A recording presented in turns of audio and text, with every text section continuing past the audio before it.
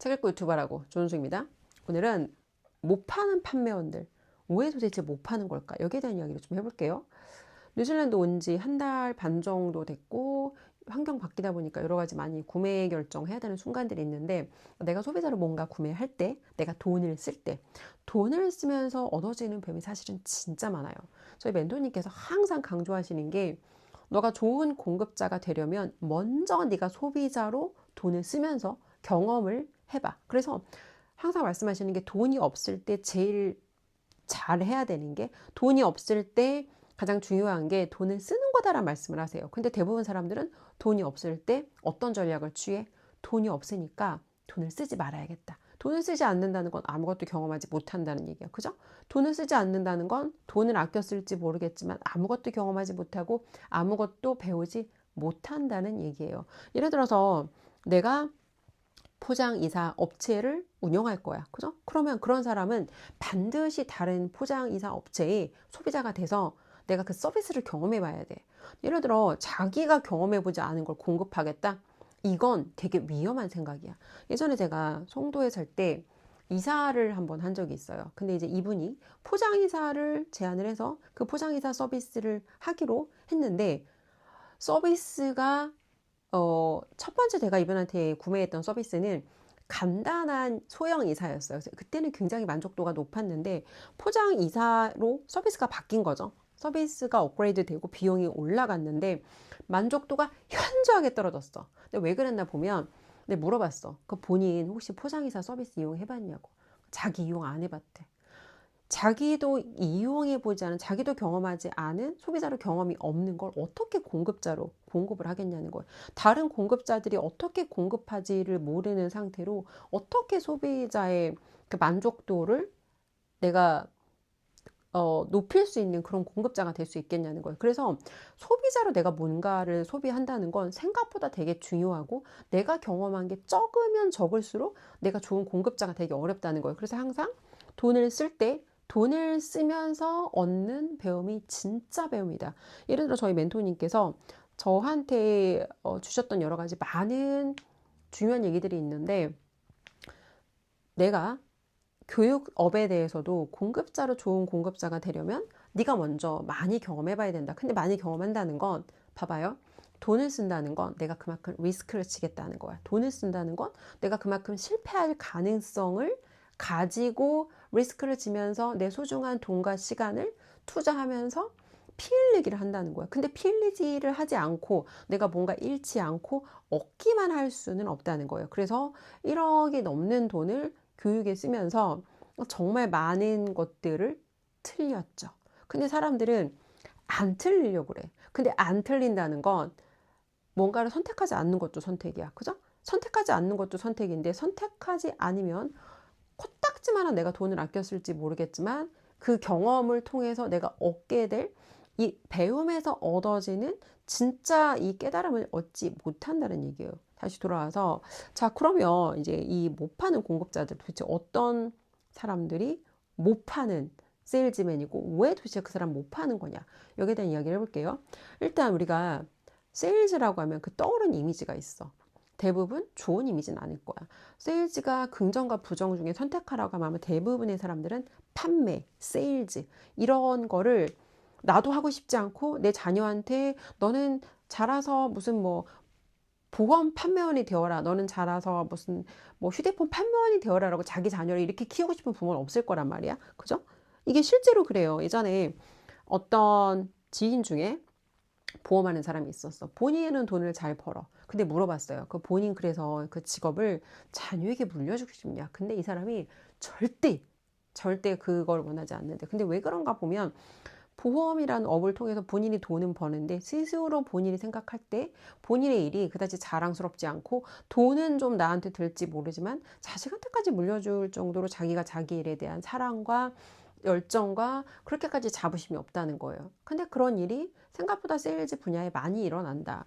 그래서 일단 우리가 이 세일즈라는 업의 그 원래의 정의부터 살펴봐야 되는데, 판다라는 거는 우리가 떠올리는 그 이미지가 내가 별로 중요하지 않고 필요하지 않은 걸 누군가가 나한테 부담스럽게 막 억지로 사게 만드는 걸 우리가 세일즈 판매라고 생각하는 경우가 있는데, 원래 세일즈맨의 역할은 고객의 문제 해결을 도와주는 사람이에요. 고객이 뭔가를 산다는 건 물건을 사는 게 아니라 사실은 자기가 갖고 있는 그 문제를 해결하고 싶다는 뜻이거든요. 예를 들어 예전에 제가 학원 할 때 나를 찾아오는 학부모들은 내 교육 상품 서비스를 사려고 날 찾아온 게 아니에요. 내 서비스를 통해서 자기 아이의 영어 실력의 문제를 해결하거나, 자기 아이의 영어 성적의 문제를 해결하거나, 자기 아이의 영어 학습의 태도의 문제를 해결하거나, 이 사람한테는 해결하고 싶은 문제가 있어서 그 문제를 해결하러 날 찾아온 거지, 내 상품과 서비스를 구별하러 날 찾아온 게 아니라는 거예요. 그래서 우리가 착각하면 안 되는 게, 세일즈맨은 파는 사람이 아니라 원래는 고객을 도와주는 사람이고, 원래는 고객의 문제를 해결하는 사람이고, 그리고 정말 내가 고객에게 어떤 해결하고 싶은 그 어떤 고민을 내가 정말 해결해 줄 수 있다면 반드시 고객을 클로징 해야 돼. 왜?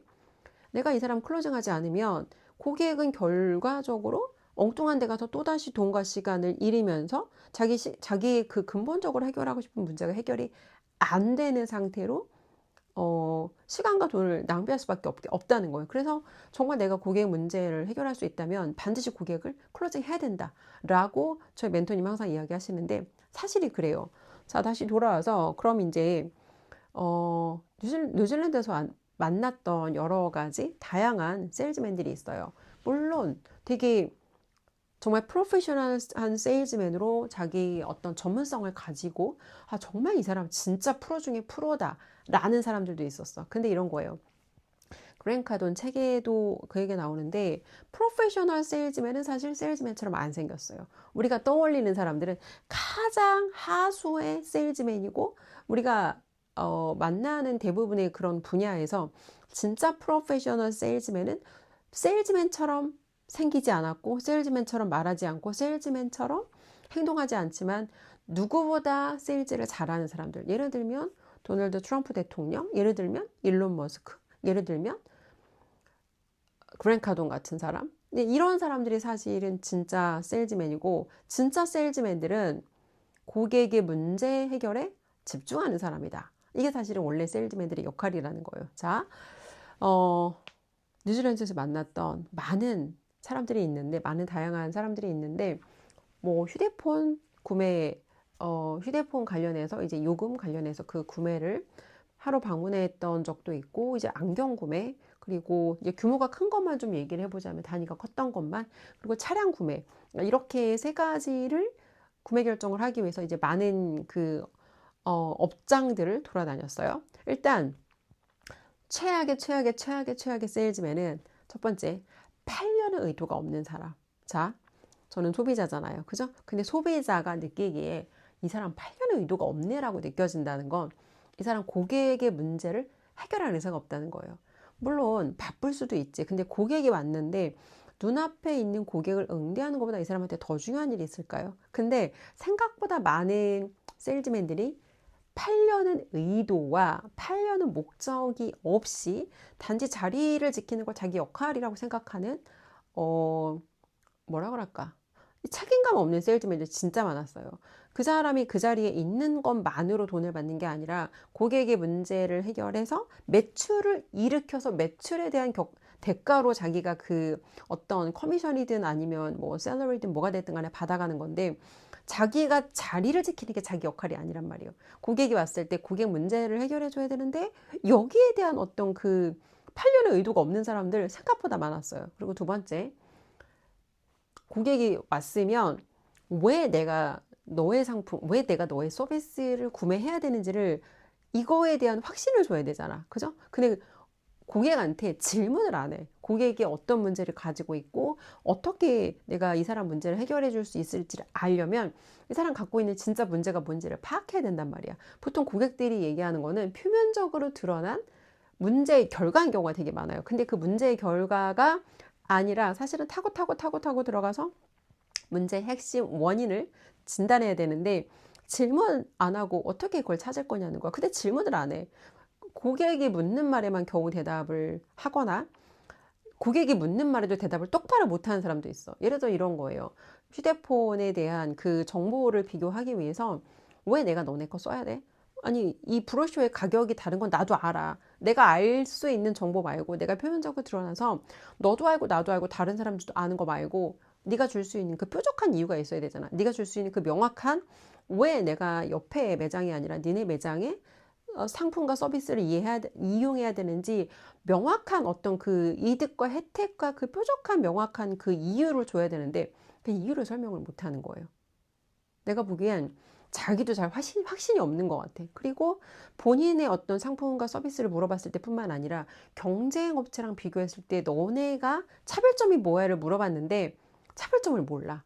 그러면 고객 입장에서는 내가 너네 거가 더 낫다는 이유도 모르겠고, 그리고 이 사람하고 옆에 매장이랑 너네랑 차별점도 내가 알 수 없으면 내가 어떻게 의사결정을 해? 고객이 문제를 해결하기 위해서 필요한 최소한의 정보조차 주지 못하는, 그리고 최소한의 확신조차 갖지 못하는 게 고객의 눈에 드러나는 이런 판매원들 생각보다 많았어요.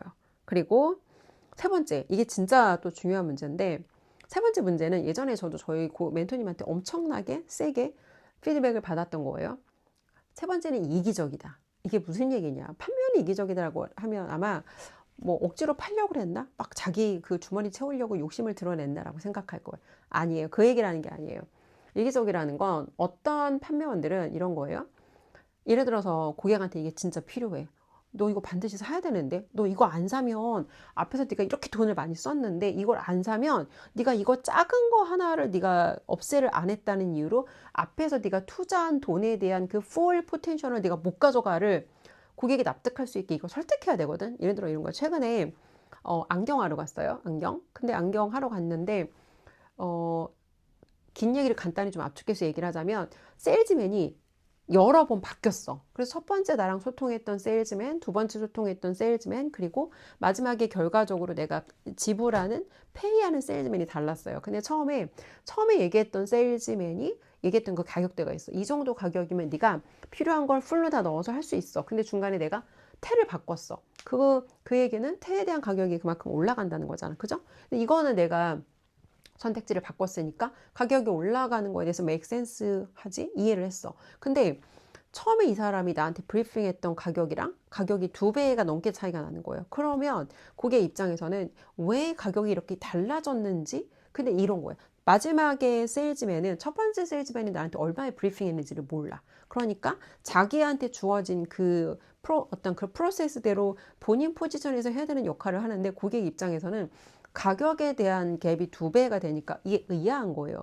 그러면 여러 가지 생각을 하겠죠. 처음에 얘네가 분명히 나한테 이 정도 가격이면 산다고 했는데 나를 호갱으로 보는 건가? 내가 되게 멍청하고 쉽게 속아 넘어갈 것 같으니까 나한테 이렇게 호갱으로 좀 덤탱이를 씌우는 걸까? 라고 생각할 수 있고, 아니면 도대체 가격은 올라가는데 내가 얻게 되는 이득과 혜택은 뭐지가 궁금할 거란 말이에요. 그래서 잠깐 생각을 하다 물어봤어요.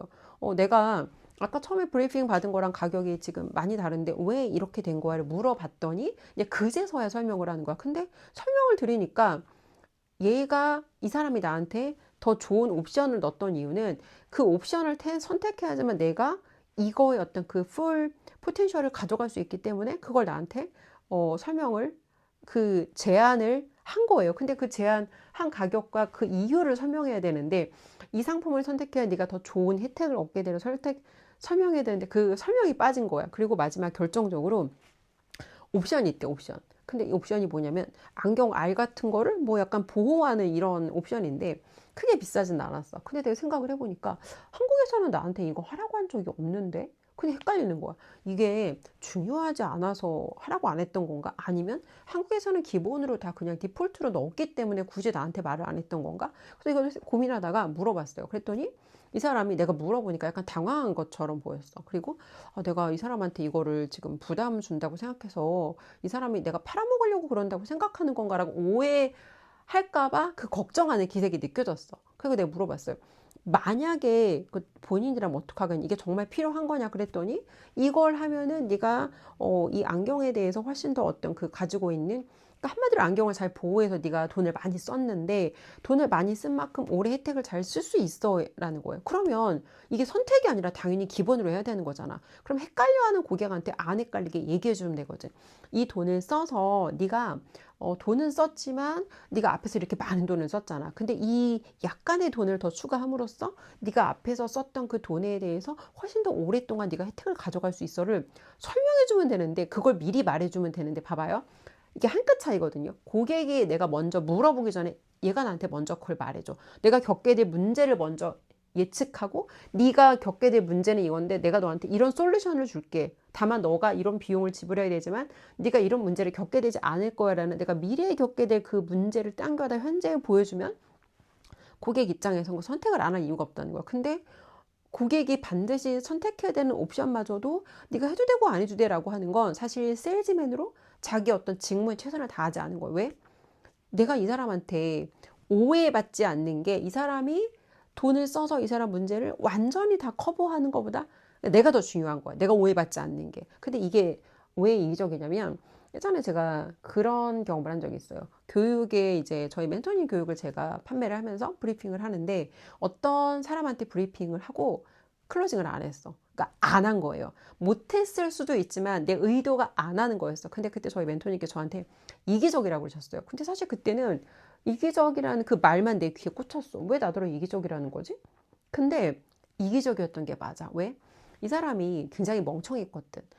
그때 줬던 정보가 자기가 무슨 부동산 커뮤니티 들어가서 돈을 오지게 많이 썼는데 그래서 네가 뭘 얻었냐니까 얻은 거는 자기 개발하는 그런 걸 얻었대. 아니 근데 생각을 해봐요. 부동산 커뮤니티 들어가서 부동산 투자를 하려고 했으면 부동산 투자를 해야 본인이 원하던 그 목적에 맞는 이득과 혜택을 얻은 거잖아. 그죠? 근데 그걸 막 합리화하더라고. 그래서 뭐 했냐니까 무슨 뭐 그 커뮤니티 들어가서 책 읽고 자기 개발하고 무슨 뭐 거기서 글 쓰라면 글 쓰고 무슨 뭐 모임하라 뭐 이런 걸 했다는 거야.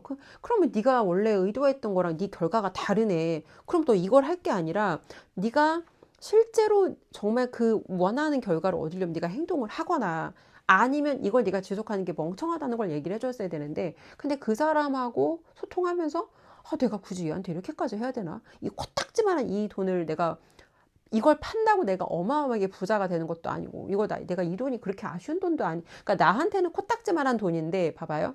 나한테는 코딱지만한 돈인데 이 사람은 코딱지만한 돈을 써서 자기 인생에 겪게 될 어마어마한 하강우면을 막을 수 있어. 그럼 어떻게 해야 돼? 내가 정말 사력 있고 책임감이 있는 프로페셔널 판매원이라면 세일즈맨이라면 이 사람은 클로징 했어야 돼. 왜?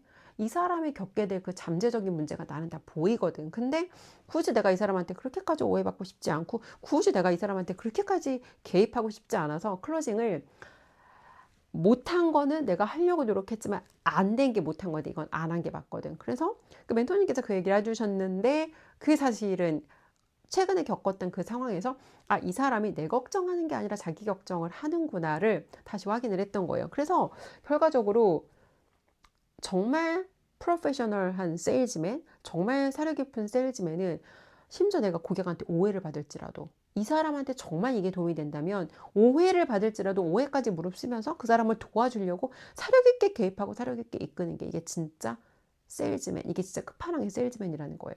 예를 들어 저희 멘토님을 제가 이제 5년 동안 함께 멘토님 교육을 듣고 따르고 있는데 5년 동안 저한테 주셨던 중간중간의 솔루션과 피드백을 그때 그 순간에 다시 돌아가 생각을 하면 그때 그 순간에는 그런 게 너무 싫었어요. 내가 이런 걸 왜 해야 돼? 내가 이런 거 안 해도 그동안 잘 살았는데 굳이 내가 이렇게까지 불편한 일을 왜 해야 돼? 라고 그때 당시에는 뭔가 내가 그 정서적으로 막 그 불편함이 느껴졌단 말이에요. 예를 들어서 그때 콜드콜 분양업에 들어가서 콜드콜 하는 것도 그랬고 내가 무슨 나 대학에서 강의도 한 여자고 나 교수도 했고 나 학원장도 했던 여잔데 나 나름대로 그래도 내가 내 힘으로 밑바닥에 저까지 중산층까지 내가 그저 속공속으로 올라왔는데 내가 왜 이런 일까지 해야 돼라는 그 어떤 저항과 불편감이 있었는데 나는 못 보는 그 미래에 내가 겪게 될 그 하강구면에 대해서 저희 멘토님을 알았던 거예요. 그래서 이 여자가 이 벽을 깨지 않으면 앞으로 이 여자는 점점 프레질한 삶을 살 수밖에 없겠구나. 그동안 이 여자를 여기까지 올라오게 했던 이 작은 성공이 결과적으로 앞으로는 이 여자를 파괴하겠구나를 저희 멘토님은 봤기 때문에 그런 일을 겪게 하지 않게 하기 위해서 그 미래에 겪게 될 그 어떤 나쁜 어떤 그런 내가 나를 파괴하는 그 미래에 원하지 않는 결과값을 일어나지 않게 하기 위해서 그때 나한테 그런 여러 가지 피드백과 그런 푸시를 주셨던 거예요. 근데 결과적으로 그때는 이걸 내가 원하지 않는다고 생각했지만 시간이 지나고 돌아보니 멘토님이 그때 나한테 주셨던 그 모든 태스크가 원하지 않았지만 결과적으로 저한테 너무 도움이 됐다는 거예요. 그래서 이게 세일즈맨에도 그 레벨이 있어요. 레벨이 있는데 우리가 현장에서 만나고 뭔가 부정적인 우리가 경험을 했던 그 사람들은 사실은 진짜 세일즈맨이 아니다. 그리고 정말 세일즈맨이라면 고객의 문제를 해결하는 게 이 사람들의 역할. 고객의 문제를 해결하기 위해 도와주는 게 이 사람들의 역할. 고객의 문제를 해결하기 위해서 고객들이 겪게 될 하강면을 미리 당겨서 그 미래의 그 비전을 보여주고 이 사람들한테 내가 심지어 오해를 받을지라도 오해를 받으면서까지라도 이 사람들의 문제를 해결하는 데 집중한다면 어떻게든 이 사람을 클로징하는 게 진짜 끝판왕의 세일즈맨들이 하는 일이다. 그 반대편에 있는 못 파는 세일즈맨들은 딱 이거랑 반대로 하는 사람들이다 라고 보면 되는데 그런 것 같아요. 고객의 문제를 내가 정말 사려 깊게 개입해서 해결한다는 게 쉽지 않은 이유가 분명히 그때 그 지점에 그 현재 시점에는 고객들은 미래의 그 문제를 잠재적인 문제를 땡겨다 보지 못하기 때문에 그때 그 순간에는 오해가 발생할 수도 있어요. 근데 시간이 지나고 나서 결과적으로 진짜 세일즈맨들은 진짜 끝판왕에 있는 프로페셔널 세일즈맨들은 고객들한테 시간이 지나면서 지속적인 존경과 감사와 어떤 그 신뢰가 깊어질 수밖에 없다. 그런 거예요. 그래서 진짜 세일즈맨은 사실 브리핑이 필요 없어요. 왜? 이미 만족한 고객이 계속해서 재구매를 하거나 이미 만족한 고객이 새로 다른 고객을 이 사람한테 데려와서 브리핑이 필요 없게 만드는 그런 상황인 거죠. 며칠 전에 제가 요가 수업을 등록했는데 요가 수업 그 원장님이랑 소통을 시작해서 클로징까지 5분이 안 걸렸어요. 왜? 이미 나는 내가 처음 그분한테 연락을 했을 때 그분의 만족한 다른 고객, 저의 동생이에요. 저의 동생인 그분에게 만족한 저의 동생이 굉장히 많은 사람을 이미 소개했고 지금 저 뉴질랜드에 있는데 한국에 있는 심지어 그 요가 원장님하고 줌으로 연결해서 수업을 해요. 이미 만족한 고객의 소개로 그 레퍼런스로 이분과 연결이 됐기 때문에 아무것도 나는 이분에 대해서 확인이 없는 거예요. 다만 내가 이제 시간대와 그런 것들의 조건만 맞으면 내가 클로징을 당하겠다는 의도를 가지고 이분하고 연결이 됐기 때문에 그리고 제가 과거에 학원을 할 때도 학원이 굉장히 잘 돌아갈 수밖에 없었던 게 매출 처음에 학원 시작하고 6개월 만에 매출 딱 2배를 달성했어요. 6개월 만에 2배. 근데 어떻게 그렇게 빠르게 매출 달성했는지를 보면 6개월 동안 굉장히 집중해서 기존 고객들을 학원 인수하고 6개월 동안 관리를 했고 만족한 고객들이 자기의 지인들을 우리 학원으로 소개를 해서 만족한 지인들이 소개한 고객이었기 때문에 뭔가를 내가 더 막 어렵게 브리핑하지 않아도 이미 이 사람들은 구매 결정의 의사를 갖고 왔기 때문에 내가 들은 정보랑 이 사람이 맞는지 확인만 하면 사실은 바로 클로징 될 수 있는 그런 상태로 왔다는 거예요. 그래서 항상 우리가 소비자로 내가 뭔가를 돈을 쓸 때 소비자로 돈을 쓸 때 소비자로 소비만 하는 게 아니라 이 사람들이 어떻게 공급하는지를 보고 소비자로 돈을 쓸 때 소비자로 사실은 내가 소비를 맥스한다면 그 다음 단계 공급자로 갈 수 있는 어느 정도 기본의 그 준비가 된 거다. 그래서 소비자로 소비할 때 내 태도는 어떤지 그리고 공급자로 저 사람들은 어떻게 공급하는지를 항상 박스 밖에 빠져나와서 볼 수 있는 게 되게 중요하다. 이게 뉴질랜드 와서 여러 가지 이제 많은 그런 구매들을 경험하면서 한국에서 배웠던 그 멘토님에게 배웠던 가르침이 다시 한번 또 옳구나를 다시 확인하는 시간이었어요.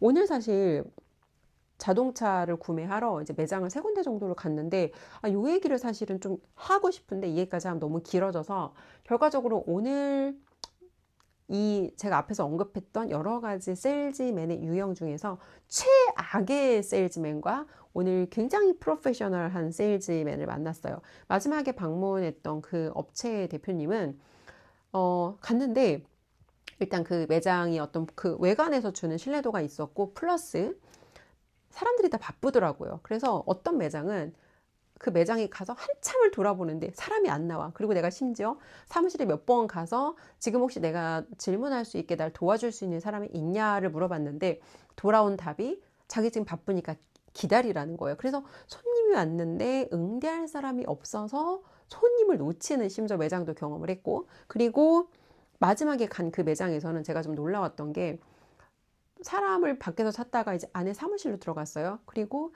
안에 사무실에 있던 그 남자분께서 나오셔서 브리핑을 이제 해주셨어요. 한참을 매장을 돌다가 물어봤어요. 매니저냐고. 그랬더니 심지어 본인이 그 보스라는 거예요. 그러니까 사장님이라는 거예요. 근데 보통 사장님들이 그렇게 직접 브리핑 안 하거든요. 근데 이분이 봐서 이 고객을 직접 지금 응대할 사람이 없으니까 굉장히 좀 매장이 컸고 규모가 큰 그런 매장이었어요. 그랬더니 이제 본인께서 다음 이 고객을 연계해서 브리핑할 수 있고 도와줄 수 있는 그 직원이 있을 때까지 본인이 계속 브리핑을 진행을 하신 거예요. 그래서 결과적으로 오늘 이제 모든 차량을 그 사장님에게 직접 브리핑을 받았고, 그분과 소통하면서 이제 어떻게 이렇게 비즈니스를 성공적으로 연결할 수 있었는지 대화를 많이 나눴는데, 이분한테 오늘 그걸 발견했어요. 자기가 하는 일을 정말 사랑하고 그 일을 한 분야를 깊게 팠을 때, 그리고 한 분야를 깊게 파면서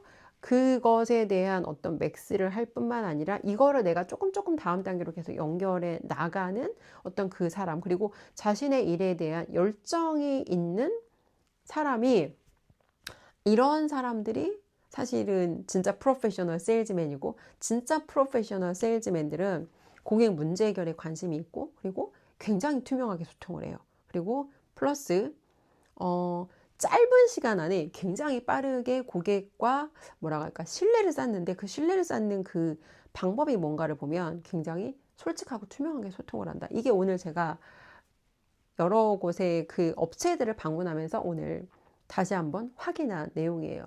그렇습니다. 그래서 우리가 나는 세일즈맨이 아니고 나는 뭔가 판매하는 사람이 아닌데라고 생각할 수 있어요. 근데 안 파는 사람은 없어요. 자기의 믿음과 확신과, 심지어 내가 내 자녀를 설득하는 것도 세일즈고, 내가 내 남편을 설득하는 것도 세일즈고, 그리고 내가 옳다라고 생각하는 자유민주주의의 가치를 내 가족에게 설득하는 것도 세일즈고, 팔지 않는 사람은 없다. 다만 내가 팔고 있다. 내가 내 생각과 믿음과 확신을 팔고 있다는 걸 우리가 인식하지 못할 뿐이다. 자, 그렇습니다. 오늘은 제가 뉴질랜드에 와서 경험했던 저의 어떤 그 세일즈에 대한 인사이트를 좀 공유를 했고, 반백살 주은숙의 글로벌 기니피그 프로젝트를 진짜 응원한다면 멤버십으로 함께 해주세요. 오늘 영상은 여기까지.